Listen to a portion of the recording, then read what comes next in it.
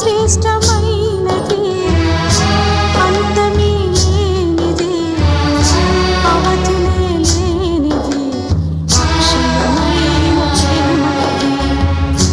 అతి శ్రేష్టమైనది, అంతమే లేనిది, అవధులే లేనిది, అక్షయమైన ప్రేమది. కల్వరి ప్రేమైది, క్రీస్తు కల్వరి ప్రేమైది, క్రీస్తు కల్వరి ప్రేమైది. ఆరని ప్రేమైది, ఆత్మజాలని జ్వాలైది.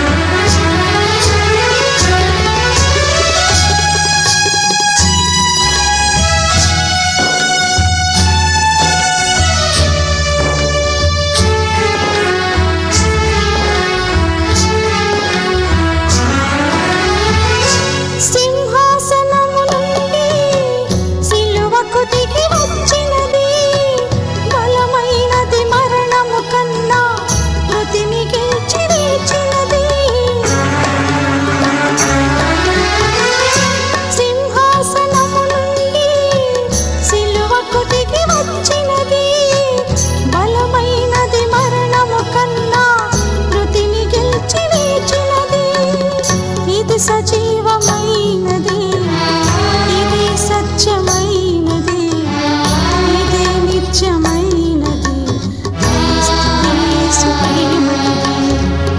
ఇది సజీవమైనది, ఇది సత్యమైనది, ఇది నిత్యమైనది, యేసు ప్రేమైది. కల్వరి ప్రేమైది, క్రీస్తు కల్వరి ప్రేమైది. కల్వరి ప్రేమైది, క్రీస్తు కల్వరి ప్రేమైది. ఆరని ప్రేమైది, ఆత్మజాలని జ్వాలైది.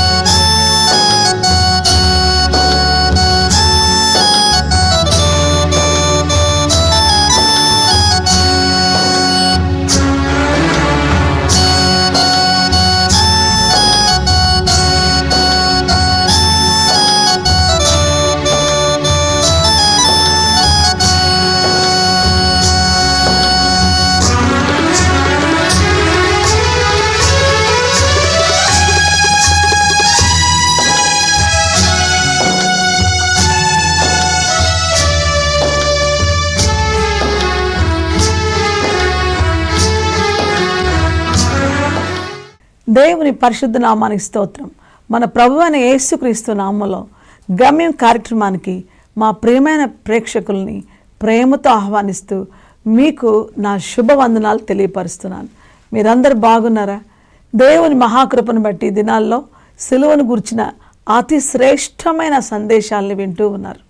సిలువ వార్త ఎంత శక్తివంతమైందంటే అనుదినము అనుక్షణము దేవుని యందు విశ్వాసం ఉంచిన ఆయన పిల్లలకి దేవుని శక్తిగా ఉంది. దేవుని వాక్యము అన్ని వేళల్లో అన్ని సమయాల్లో మన జీవితాలకి కావలసిన సమస్తాన్ని సమకూర్చగల గొప్ప సామర్థ్యతను శక్తిని కలిగి ఒక ధన నిధిగా, ఐశ్వర్య నిధిగా, సామర్థ్య నిధిగా, మహిమ నిధిగా, ప్రభావ నిధిగా, స్వస్థత నిధిగా, సంపూర్ణతనిచ్చేటువంటి పరిపూర్ణ శక్తి కలిగినటువంటిదిగా మనకుంది. ఈరోజు మన వర్తమానం సిలువ భాగ్యం. యేసుక్రీస్తు ప్రభువారు సిలువలో మన కోసం బలయ్యారు. ఆయన సిలువలో మన కోసం బలైనందున ఆ సిలువ ద్వారా ఆ సిలువలో నుండి పొందుకునే అద్భుతమైన భాగ్యాలన్నిటిని గురించి మనం ధ్యానం చేసుకుందాం. ఒకసారి యోహాను సువార్త 12:23 మనం గమనిస్తే, అందుకేసు వారితో ఇట్లనెను, మనుష్య కుమారుడు మహిమ పొందవలసిన గడియ వచ్చి ఉన్నది. మనుష్య కుమారుడు మహిమ పొందవలసిన గడియ వచ్చి ఉన్నది. సిలువ దేవుని మహిమను ప్రత్యక్షపరిచింది. యేసుక్రీస్తు ప్రభువు సిలువలో దేవుని మహిమను కనుపరిచాడు. సిలువ లేకపోతే మహిమ లేదు. సిలువ దేవుని మహిమను ప్రత్యక్షపరచడంలో కారణం ఏంటో తెలుసా? అందరూ పాపం చేసి దేవుడు అనుగ్రహించు మహిమను కోల్పోయారు. పాపము మహిమను అడ్డుకుంది, మహిమను కోల్పోయేటట్లుగా చేసింది. ఇప్పుడు పాపి రక్షించబడడం వల్ల తిరిగి ఆ మహిమను పొందుకోవాలి. ఆ రక్షణ కార్యం ఎక్కడ జరిగింది?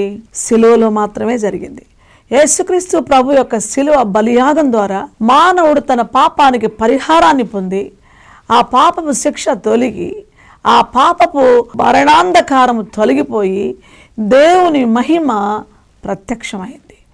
కాబట్టి సిలువ దేవుని మహిమను ప్రత్యక్షపరచడానికి ఆ సిలువలో తన కుమారుడైన యేసుక్రీస్తు ప్రభుని మన కొరకు బలిగా అర్పించిన తండ్రి అయిన దేవుడు మహిమా స్వరూపి ఆయన తన మహిమను మన ఎడల వ్యక్తపరిచాడు. కాబట్టి ఆ సిలువలో యేసుక్రీస్తు ప్రభువు మహిమకరమైన కార్యాన్ని మన ఎడల జరిగించాడు.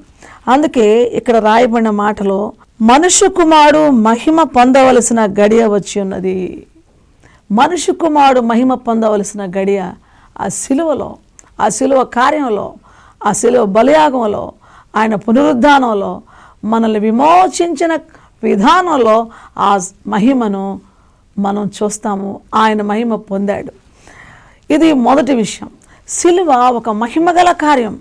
మహిమను ప్రత్యక్షపరిచేటువంటి, మనకు మహిమను అనుగ్రహించేటువంటి అద్భుతమైన భాగ్యమే సిలువ. ఇది మనం గ్రహించాలి. రెండవదిగా మనం చూస్తే సిలువ ఒక ఆశీర్వాదం. ఈ ఆశీర్వాదం ఎలా ఉంటుందో ఒకసారి మనం యోహాను సువార్త 12:24 గమనిద్దాం. గోధుమ గింజ భూమిలో పడి చావకుండిన ఎడల అది ఒంటిగానే ఉండును, అది చచ్చిన ఎడల విస్తారముగా ఫలించును. విస్తారముగా ఫలించుట ఆశీర్వాదం. అణగారిపోయి ఏమీ లేకుండా శూన్యమైపోయి ఏమీ మిగలకుండా ఉండే పరిస్థితిలో ఉన్నవారిని చూసి మీరు ఆశీర్వదించబడ్డారు అని ఎలా అంటాం? ఈ ఆశీర్వాదం విస్తారతను చూపిస్తుంది. ఆశీర్వాదం బహుగా ఫలించే జీవితాన్ని చూపిస్తుంది. ఆశీర్వాదం మనలో అంతకంతగా వర్ధిల్లే విధానాన్ని చూపిస్తుంది. కాబట్టి గోధుమ గింజ ఒక దగ్గర ఉంటే అట్లనే ఉంటుంది. కొంతకాలానికి అది పుచ్చిపోవచ్చు, ఎండిపోవచ్చు, అది ఇంకా దానికి విలువ లేకుండా అలానే ఎక్కడో అది పడిపోయి ఉండొచ్చు. కానీ ఆ గోధుమ గింజ భూమిలో పడినప్పుడు, నేలలో పడినప్పుడు ఆ గోధుమ గింజ ఎంత గొప్ప మాట, భూమిలో పడి చావకుండిన ఎడల, ఆ గోధుమ గింజ భూమిలో నాటినప్పుడు, అది చనిపోయినప్పుడు, అది మరణించినప్పుడు, ఆ గోధుమ గింజ ఆ నేలలో కనబడకుండా పోయినప్పుడు ఆ లోపల ఏం కార్యం జరుగుతుంది? అది మొలకెత్తుంది. గోధుమ గింజ నేలలో పడి భూమిలో పడి చావకుండిన ఎడల అది ఒంటిగానే ఉండును. ఒంటిగా ఉండే ఆ ఒక్కటిగా ఉండే గోధుమ గింజలో ఆశీర్వాదాలు ఎలా ఉంటాయి? అయితే అది చచ్చిన ఎడల విస్తారముగా ఫలించును.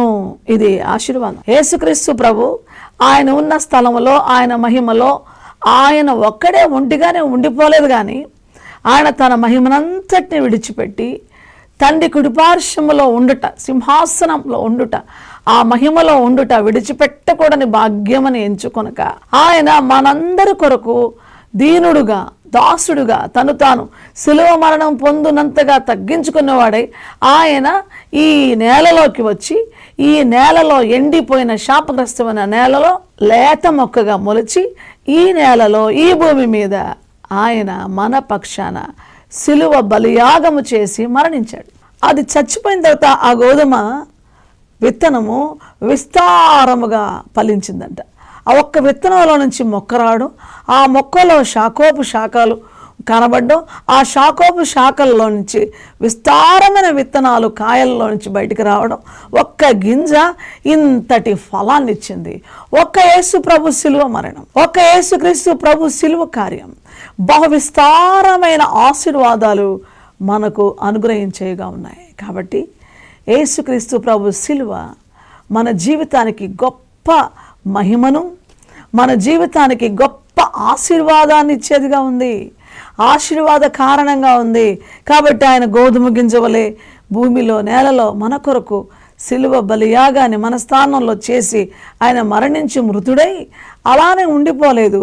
ఆయన పునరుద్ధానము చెంది మొలిచాడు, ఆయన మహిమను కనుపరిచాడు, ఆయన విస్తరించాడు, ఆయన బహుగా మన జీవితాలని వర్ధిల్ల చేశాడు. విమోచన, రక్షణ, ఒక్కసారి మనం ఆ విషయాలు ఆలోచిస్తే రక్షించబడిన వ్యక్తి, విమోచించబడిన వ్యక్తి యేసు ప్రభు రక్తంలో కడుగబడి పవిత్రపరచబడి నీతిమంతుడిగా తీర్చబడి ఆయన కొరకు కుమారుడిగా ఆయన సాక్షిగా ఉన్న వ్యక్తి ఆశీర్వదించబడతారు. కాబట్టి ఆ శిలువ కార్యం, శిలువ ధ్యానం చేసి అలాగే వదిలేయటం కాదు, కానీ ఆ శిలువ కార్యం మనలో జరుగుతున్నప్పుడు ఆ శిలువ కార్యం మన కొరకు చేశాడు. కాబట్టి మొదటిది మనకు మహిమ. ఆయన మహిమపరచబడినాడు, మనల్ని మహిమపరిచేవాడిగా ఉన్నాడు. ఆయన మహిమపరచబడినాడు, యేసుక్రీస్తు ప్రభువు మనకు మహిమను అనుగ్రహించాడు. ఆయన భూమిలో పడి ఆయన మృతి చెంది తిరిగి పునరుద్ధానుడే లేచి మనల్ని విస్తారమైన ఆశీర్వాదాలతో నింపిన ప్రభువుగా ఉన్నాడు. ఎంత గొప్ప కార్యం శిలువ కార్యం. మూడోదిగా మనం చూస్తే శిలువ అద్భుతమైనటువంటి ఒక శిష్యత్వపు, అద్భుతమైనటువంటి ఆయన వెంబడించే జీవితానికి ఒక మూలంగా ఉంది. ఆ శిలువ కార్యం ద్వారా ఒక్కసారి మనం ఆలోచిస్తే యోహాను సువార్త 12వ అధ్యాయం 25-26 వచనాలు చూద్దాం. తన ప్రాణమును ప్రేమించువాడు దానిని పోగొట్టుకొనును, ఈ లోకములో తన ప్రాణమును ద్వేషించువాడు నిత్య జీవము కొరకు దానిని కాపాడుకొనునని మీతో నిశ్చయముగా చెప్పుచున్నాను. తన ప్రాణమును ప్రేమించువాడు దానిని పోగొట్టుకొనును, ఈ లోకములో తన ప్రాణమును ద్వేషించువాడు నిత్య జీవం కొరకు దానిని కాపాడుకునని మీతో నిశ్చయముగా చెప్పుచున్నాను. యేసుక్రీస్తు ప్రభునందు విశ్వాసం ఉంచిన ప్రతి ఒక్కరి జీవితాల్లో మనం చూడాల్సిన విషయం ఏంటంటే ఆయనను నమ్మడమే కాదు, ఆయనను వెంబడించాలి. ఆయనను వెంబడించాలి. ఆయన శిష్యులుగా, ఆయనను వెంబడించువారుగా, మన మాదిరైన, మన ముందుగా వెళుతున్న, మనకు ఒక అద్భుతమైనటువంటి మాదిరిని చూపెట్టిన యేసుక్రీస్తు ప్రభువుని వెంబడించేవారుగా ఉండాలి. అందుకే మత్తయి సువార్త 16వ అధ్యాయం 24వ వచనంలో మనం గమనిస్తే, అప్పుడు యేసు తన శిష్యులను చూచి, ఎవడైనను నన్ను వెంబడింప కోరిన ఎడల తన్ను తాను ఉపేక్షించుకొని తన శిలువనెత్తుకొని నన్ను వెంబడింపవలను. తన ప్రాణము రక్షించుకొనుగోరువాడు దాన్ని పోగొట్టుకొనును, నా నిమిత్తము తన ప్రాణమును పోగొట్టుకునివాడు దాన్ని దక్కించుకొనును.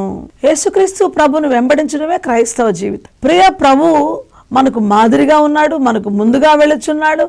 ఆయన మనకు మార్గం సరళం చేశాడు, ఆయన మనకు విమోచకుడయ్యాడు, రక్షకుడయ్యాడు.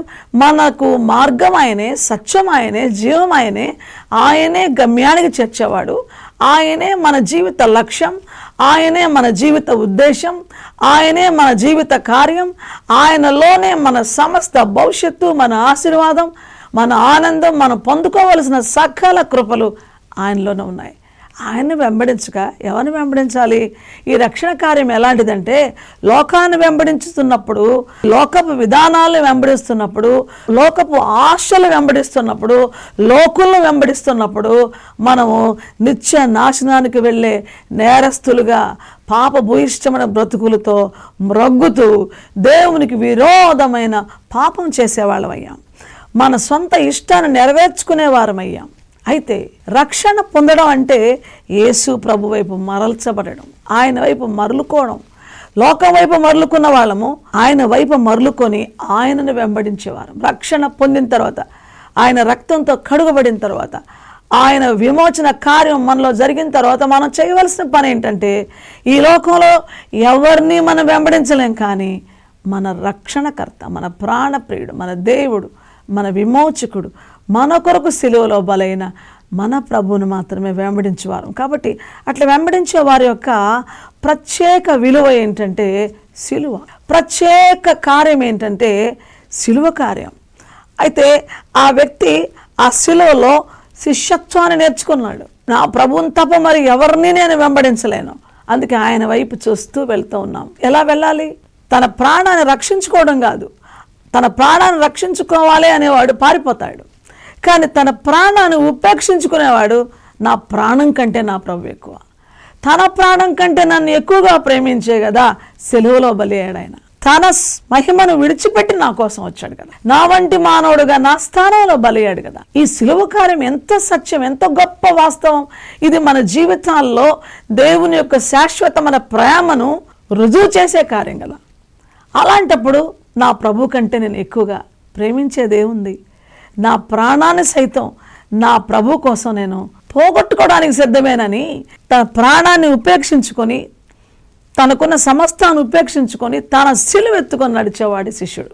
అందుకే యేసు ప్రభు అన్నారు, మీరు సర్వలోకానికి వెళ్ళి అనేకుల్ని, అంటే సర్వలోకానికి వెళ్ళి సువార్త ప్రకటించండి, ఆ ప్రజల్ని నా శిష్యులుగా తయారు చేయండి, శిష్యులుగా తయారు చేయండి. శిష్యత్వం అనేది చాలా అద్భుతమైనటువంటి కార్యం. ఆయన నుంచి మనం నేర్చుకునేటువంటి ప్రతి విషయం మనలో ఒక చక్కటి శిష్యురాలుగా మార్చివేస్తుంది. కాబట్టి సిలువ, శిష్యత్వం. ఈరోజు సిలువను చూస్తూ సిలువ పాటలు పాడి 4 మాటలు విని కొద్ది కాలం ఉపవాసం ఉండి, కొన్ని రోజులు ఏదో భక్తిగా ఉండి, కొన్ని విస్మరించి అలాగే సిలువను చూసి ఆ తర్వాత మర్చిపోయేది కాదు. ఇది సిలువను వెంబడిస్తూ, సిలువను ధరిస్తూ, సిలువను మోస్తూ, నా సిలువను ఎత్తుకొని, నా ప్రభుని, నా సిలువను ఎత్తుకోవడం అంటే నన్ను నేను ఉపేక్షించుకొని, ఖాళీ చేసుకొని, నా యేసు ప్రభునే నింపుకొని, ఆ ప్రభు ఇష్టాన్ని, చిత్తాన్ని నెరవేర్చుకుంటూ, ఆయన ఉద్దేశాన్ని నెరవేర్చుకుంటూ, ఆయన కుమార్తెగా, కుమారుడుగా, ఆయన స్వరూపంలో, ఆయన స్వభావంలో ఆయన వలే జీవించడానికి ఆయననే వెంబడించడమే శిష్యుని యొక్క గొప్ప లక్ష్యం. అట్టి శిష్యత్వం కలిగినటువంటి వారు భూలోకాన్ని తలకిందులు చేశారు, అద్భుతాలు చేశారు, మహత్కార్యాలు జరిగించారు. యేసుక్రీస్తు ప్రభువారు చేసిన కార్యాల కంటే గొప్ప కార్యాలు చేశారు. లోకాన్ని అధిగమించారు, లోకపు శక్తులు ఎదిరించారు, అంధకార శక్తుల ప్రభావాన్ని కూల్చివేశారు, అత్యధిక విజయాలు పొందుతారు. శిష్యుడు అంత గొప్పవాడు. అందుకే ప్రభు అన్నాడు, నన్ను వెంబడించండి, నన్ను వెంబడించండి. ఈరోజు ఈ సిలువని గురించిన వార్త వింటున్న దేవుని బిడ్డ, నువ్వు దేవుని శక్తి పొందుకుంటూ ఆయన వెంబడించే వ్యక్తిగా ఉండాలని, ఆ వెంబడించే భాగ్యం, ఆ శిష్యరికపు భాగ్యం ఆ సిలువ గుండా మనం పొందుకున్నాం. దేవునికి మహిమ కలుగును గాక. 4వది మనం గమనిస్తే, అసలు ఈ సిలువలో శ్రమ చూస్తాం. చాలామంది అంటారు, కల్లో సిలువ కనపడిందండి, ఎన్ని శ్రమలు వస్తాయో బాబోయ్, శ్రమ వద్దు, మాకు కష్టం వద్దు, మాకు బాధ వద్దు. అసలు సిలువ శ్రమ మహిమకు కారణమైంది. సిలువ శ్రమ యేసు ప్రభు బిడ్డలుగా మనం ఉండడానికి ఒక గొప్ప అర్హతను కలిగించింది. సిలువలో ఆయన శ్రమ పొందకపోతే, ఈ యొక్క బలియాగం చేయకపోతే మనకి రక్షణ ఎక్కడది? గమనిద్దాం. ఇక్కడ 4వదిగా మనం చూస్తే ఈ శ్రమ. యోహాను సువార్త 12వ అధ్యాయం 27వ వచనంలో మనం గమనిస్తే, ఇప్పుడు నా ప్రాణం కలవరపడుచున్నది, నేనేమందును? తండ్రి, ఈ గడియ తటస్థింపకుండా నన్ను తప్పించుము, అయినను ఇందుకోసమే నేను ఈ గడియకు వచ్చి తిని, తండ్రి నీ నామము మహిమపరచుమని చెప్పాను. గమనించండి, ఆయన కలవరపడుతున్నాడు. శ్రమ కలవరపరుస్తుంది. ఆ సిలువ శ్రమకు నలిగిపోయాడు ఆయన. ఈ శ్రమ అంతా ఎందుకంటే తండ్రి మహిమపరచబడాలి, దేవునికి మహిమ రావాలి. ఆ శ్రమే మనల్ని ఆయన పిల్లలుగా మార్చింది. అందుకే దేవుని వాక్యంలో రోమాపత్రిక 8వ అధ్యాయం 17వ వచనంలో చూస్తే, క్రీస్తుతో కూడా మహిమ పొందుటకు ఆయనతో శ్రమపడిన ఎడల క్రీస్తుతోడి వారసులము. క్రీస్తుతో కూడా మహిమపరచబడాలంటే ఆయనతో శ్రమ పడాలంట. ఆయనతో శ్రమ పడితే ఆయనతో వారసులం అవుతాం. శ్రమ లేకుండా పరలోక రాజ్యాన్ని స్వతంత్రించుకోవడం కష్టమే. సిలువ బలియాగం లేకుండా వాగ్దాన భూమి అయినటువంటి ఆ వాగ్దాన దేశానికి, ఆ మహిమగల దేశానికి వెళ్ళడం అసాధ్యం. అందుకే ఆ సిలువ గుండా, ఆ ఇరుకు మార్గం గుండా ప్రవేశించాలి ఆయనతో. అందుకే మనం ఎప్పుడైనా సరే ఈ మాటను మనం మర్చిపోవడానికి వీల్లేదు. నేను క్రీస్తుతో కూడా సిలువ వేయబడి ఉన్నాను. జీవించేది ఇక నేను కాను, క్రీస్తే నాలో జీవిస్తున్నాడు. నేను క్రీస్తుతో కూడా సిలువ వేయబడి ఉన్నాను. ఈ సిలువ మరణం అనేది, ఆ సిలువ బలియాగం అనేది నా ప్రియ ప్రభు నా కొరకు చేశాక నేను ఆయన బిడ్డగా, ఆయన వారసుడుగా, వారసురాలుగా, ఆయన సొత్తుగా ఆయనతో సిలువలో ఉన్నాను. ఇక నేను అనే వ్యక్తి నశించిపోయి నా ప్రభువే నా జీవితంలో కనపడుతున్నాడు, నా ప్రభువే నాలో మహిమపరచబడుతున్నాడు. కాబట్టి ఆ శ్రమానుభవం అనేది గొప్ప మహిమకు కారణమవుతుంది. క్రైస్తవ జీవితంలో ప్రభు నమ్ముకున్న తర్వాత, రక్షణ పొందిన తర్వాత, ఆయన నామం నిమిత్తము మనం హింసించబడి, నిందించబడి, హింసించబడి, అబద్ధముగా చెడ్డ మాటలల్లా పలకబడి, అనేకులు దూషించి ద్వేషించి బహు భయంకరమైన హింసల పాలు చేసినప్పుడు దేవుని పిల్లలు ఆ శ్రమను చూసి, క్రైస్తవుడైనందుకు శ్రమ పడ్డప్పుడు, అయ్యో నేను దేవుని బిడ్డనయ్యాను, క్రైస్తవునయ్యా, నాకెందుకు ఈ శ్రమలు వచ్చాయని బాధపడక, ఈ శ్రమ మహిమకు కారణమవుతున్నది. ఈ శ్రమ నన్ను ఆయన వారసుడుగా, వారసురాలుగా చేస్తున్నది. ఈ శ్రమ నన్ను నిత్య మహిమలోకి నడిపిస్తున్నది. ఈ శ్రమ ద్వారా నేను గొప్ప ఆశీర్వాదాలు పొందుకుంటున్నాను. అద్భుతమైన వాగ్దానం ఉంది 91వ దావీదు కీర్తనలో, శ్రమలో నేను అతనికి తోడై ఉందును, అతన్ని విడిపించి గొప్ప చేస్తాను. శ్రమ అనుభవం అనేది మన ఘనతకు, మన మహిమకు, మన నిత్య రాజ్య ప్రవేశానికి, మనకు ఒక నిత్య నివాసం పొందుకోవడానికి, మనము వారసులుగా ఉండడానికి ఈ శ్రమ. అందుకే యేసు ప్రభువారు మన కొరకు శ్రమ అనుభవించాడు సిలువలో. మన కొరకు ఆయన ఆత్మ, ఆయన కలవరపడుతున్నాడు. చెమట రక్తమగనంతగా ఆయన గెస్టిమనే తోటలో ప్రార్థించాడు. ఎంత గొప్ప భాగ్యం ఆలోచించారా దేవుని బిడ్డలారా? ఇది గొప్ప అద్భుతమైనటువంటి కార్యం. మనం గమనిస్తే 5వదిగా, శ్రమలో నుంచి మన ప్రియ ప్రభు మనల్ని రక్షించి మనల్ని విమోచించిన తర్వాత ఈ సిలువలో మరొకటి ఉంది. 5వదిగా, ఆ సిలువలో ఆయన పైకెత్తబడ్డాడు. అది ఒక గొప్ప ఆకర్షణ. దేవుని వాక్యంలో యోహాను సువార్త 12వ అధ్యాయం 32వ వచనాన్ని మనం గమనిస్తే, ఇప్పుడు ఈ లోకాధికారి బయటకు త్రోసివేయబడును, నేను భూమి మీద నుండి పైకెత్తబడిన ఎడల అందరినీ నా యొద్దకు ఆకర్షించుకొందును అని చెప్పాను. భూమి మీద నుండి పైకెత్తబడిన ఎడల ఆయన పైకెత్తబడ్డాడు. మనం యోహాను సువార్త 3వ అధ్యాయం 14-15 వచనాల్లో, అరణ్యంలో మోషే సర్పమును ఎలాగ ఎత్తెనో అలాగే విశ్వసించు ప్రతి వాడును నశింపక ఆయన ద్వారా నిత్య జీవం పొందినట్లు మనుష్య కుమారుడు ఆయన ఎత్తబడ్డాడు. ఆయన సిలువలో ఆయన పైకెత్తబడ్డాడు. మోషే అరణ్యంలో సర్పాన్ని ఎలాగ పైకెత్తాడు, అరణ్యంలో మోషే సర్పం పైకెత్తినప్పుడు ఆ సర్పపు కాటుకి గురైనటువంటి ప్రతివాడు మరణించాడు. అయితే ఆ మోషే పైకెత్తిన సర్పాన్ని చూసిన వాళ్ళు బ్రతికించబడ్డారు. గమనించండి, యేసుక్రీస్తు ప్రభు కూడా మన పాప శాపాలను భరించి శీఘ్రముగా మన పాదాలు ఆ సర్పము తలపై పెట్టి చెత్తగా త్రొక్కించుటకు, మనల్ని పైకెత్తుటకు ఆయన పైకెత్తబడి మనల్ని ఆకర్షించిన వాడుగా ఆ సిలువలో వేలాడుతున్నాడు. అది ఎంత గొప్ప మహిమగల కార్యం. అందరిని నశింపక నిత్యజీవం పొందినట్లుగా తన యొద్దకు ఆకర్షించుకుంటున్న గొప్ప కార్యమైంది సిలువ కార్యం. ఎంత గొప్పది! అంతేకాదు, మనం ఇక్కడ గమనిస్తే సిలువ అద్భుతమైనటువంటి రీతిగా ఈ లోకానికి ఒక తీర్పును తీర్చేదిగా ఇక్కడ కనబడుతూ ఉంది. మనం యోహాను సువార్త 12:31 మనం ఇక్కడ గమనిస్తే, ఇప్పుడు ఈ లోకమునకు తీర్పు జరుగును. ఈ సిలువ ఈ లోకానికి తీర్పు తీర్చడానికి కారణమవుతుంది. ఇంకా గమనిస్తే అక్కడ ఈ లోకాధికారి తొలగించబడ్డం, అతన్ని తోలివేయబడ్డం, అతని యొక్క ప్రభావం లేకపోవడం కూడా ఇక్కడ కనబడుతోంది. దయచేసి ఇక్కడ కూడా మనం గమనిస్తే యోహాను సువార్త 12:31 ఉంది, ఇప్పుడు ఈ లోకమునకు తీర్పు జరుగుతున్నది, ఇప్పుడు ఈ లోకాధికారి బయటకు త్రోసివేయబడి. కాబట్టి దేవుని బిడ్డ, సిలువ ఇంత గొప్ప భాగ్యాన్ని మనకిచ్చి మన జీవితాల్ని ఇంత మహిమకరంగా మారుస్తున్నందుకు ఆ సిలువ రక్తాన్ని, ఆ సిలువ బలియాగాన్ని, ఆ సిలువలో యేసుక్రీస్తు ప్రభునందు దేవుడు చూపిన ప్రేమను నువ్వు అర్థం చేసుకున్నట్లయితే, ఇప్పుడే ఆ రక్తంలో నీ ప్రతి పాపం కడుగబడి పవిత్రపరచబడి నువ్వు ఆ ఘోరమైన నరక శిక్ష నుంచి తప్పించబడి ఆ నిత్య జీవం అనే గొప్ప భాగ్యం పొందుకొని యుగ యుగాలు ఆయనతో జీవించే నిత్య రాజ్యంలో ఆయనతో కూడా ఆయన కుమారుడుగా కుమార్తెగా ఉండుటకు ఆ ప్రియ ప్రభువు నిన్ను ఆహ్వానిస్తున్నాడు. ఈ భాగ్యాన్ని నీకు ఇవ్వాలంటున్నాడు. ఇవన్నీ పొందుకోవడానికి, నీవు వ్యాధి నుంచి విడుదల పొందడానికి ఆ సిలువ రక్తము, పాపం నుంచి విడుదల పొందడానికి ఆ సిలువ రక్తము, ఆయన పొందిన గాయాలు నీకు స్వస్థత, ఆ యేసు ప్రభు నామంలో నీకు రక్షణ, నీకు అద్భుతమైనటువంటి ఆశీర్వాదం. ఇప్పుడే నీ జీవితాన్ని యేసుక్రీస్తు ప్రభుకి ఇస్తావా? ఈ క్షణమే నువ్వు ఏ పరిస్థితిలో ఉన్నా నీకు విడుదల ప్రభు దయచేస్తున్నాడు. ప్రార్థన చేసుకుందాం. ప్రభువా, ఈ వర్తమానమైన ప్రతి ఒక్కరిని రక్షించి, స్థిరపరిచి, స్వస్థపరిచి, బలపరిచి నీకు సాక్షులుగా నిలబెట్టుకోమని యేసు ప్రభు నామములో ప్రార్థిస్తున్నాను తండ్రి. ఆమేన్. ప్రభు మిమ్మల్ని దీవించు.